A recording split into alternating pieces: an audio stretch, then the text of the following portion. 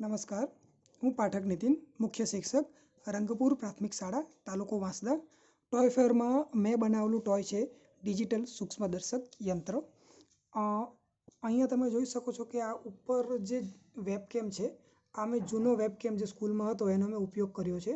એની નીચે મેં આ તૈયાર સ્લાઇડ મૂકી છે અને સ્લાઇડની નીચે મેં મારા મોબાઈલની લાઇટ ઊંધી આપી છે અને એમાં મેં આ લાકડાનું સ્ટેન્ડ, આ કાચ મૂક્યો છે અને આ જે પછાડી આ દેખાય છે એ આપણા ડીવીડી જૂના રાઇટર આવે એનું આ રિલે છે, જેમાં થશે શું કે પછાડી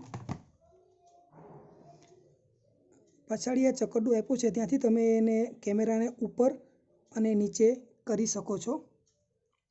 હવે આનો ફાયદો એ છે સર કે જ્યારે સાદું સૂક્ષ્મદર્શક યંત્ર હોય છે તેમાં બાળકો વારા પરથી જોવા આવતા હોય છે અને ઘણો સમય જાય છે અને બાળકે શું જોયું તે ક્લિયર પણ નથી હોતું. અહીંયા તમે જોશો કે આ વેબકેમને મેં બાજુમાં લેપટોપ સાથે જોઈન્ટ કર્યો છે, તો અહીંયા મેં આ વનસ્પતિ કોષની સ્લાઇડ મૂકી છે, જે તમે અહીંયા જોઈ શકો છો કે ક્લિયર દેખાય છે. એટલે બાળક સીધા એકસાથે આ વસ્તુ જોઈ શકે છે અને એવું નથી કે આમાં સ્લાઇડ જ જોવાય. બાળક કંઈ પણ વસ્તુ મૂકીને મીઠાનો નાનો કણ મૂકીને, ખાંડ, રેતી, માથાનો વાળ, ઝાડની છાલ, પાંદડું કંઈ પણ મૂકીને એને ઝૂમ કરીને જોઈ શકે છે. અને આ અમારું ₹1 ખર્ચે તૈયાર થયું છે, કેમ કે આ જે લાકડું છે તે જૂનું સ્કૂલની બેન્ચ તૂટી હતી એનું લાકડું છે. આ કાચ પણ જૂની બારીના કાચ હતા. આ વેબકેમ છે, કોઈ બનાવવું હોય તો એ લોકોએ વેબકેમ લાવવો પડે છે, પણ આ તો મારા શાળાનો જૂનો વેબકેમ હતો એમાંથી જ મેં આ કામ કર્યું છે.